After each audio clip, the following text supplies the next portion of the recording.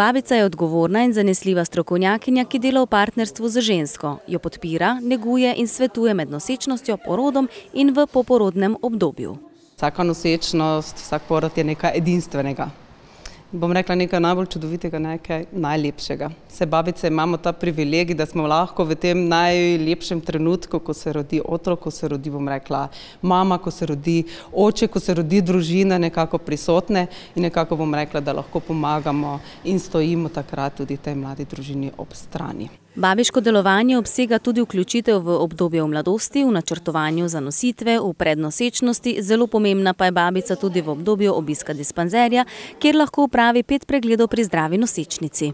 V praksi bom rekla, da se nekako že to začelo uveljavljati, tako da babice lahko tudi v obdobju nosečnosti spremljamo, bom rekla, že tako lepo počasi nosečnice. Tukaj je babica, bom rekla, zelo pomembna, kajti v tem obdobju svetuje, bom rekla, in nekako žensko pripravlja na nosečnost, na nosečniške težave, potem na zdravo življenje v obdobju nosečnosti, tudi pove ženski o zdravi spolnosti, potem proti koncu nosečnosti žensko pripravlja na porod, potem tudi na poporodno obdobje in seveda je tudi potem babica pomembna, bom rekla, v porodni sobi, pri samem porodu in potem v poporodnem obdobju. Zadnja 4 leta se v strokovni tim lahko po želji nosečnosti vključujejo tudi dule, po katerih se zadnjih 5 let v Sloveniji zanimanje povečuje.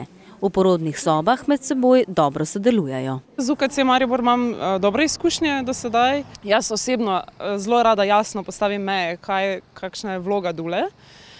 Vloga dule je v bistvu, da se nikakor in pod nobenim pogojem ne vmešuje v zdravstveni protokol poroda v porodni sobi, v porodnišnici.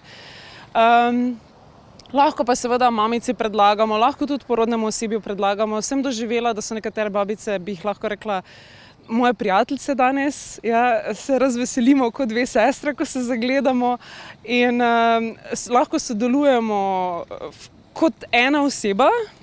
Doživela sem že tudi, da smo se z babico prvič srečale, ampak je bilo zaupanje tako globoko, da je porod res imela občutek, da smo ena oseba, ki je podpora tej mami. In kako je številom osebja oziroma babic? Čisto odkrito povedano, nekako vsepovsod vedno slišimo, da seveda je pomanjkanje vsepovsod. Tako tudi v naši hiši nekako strmimo k temu, da bi nekako bilo zaposlenih več babic, s tem bi mogoče lahko tudi omogočili prisotnost ena babica, ena ženska, ki rojeva.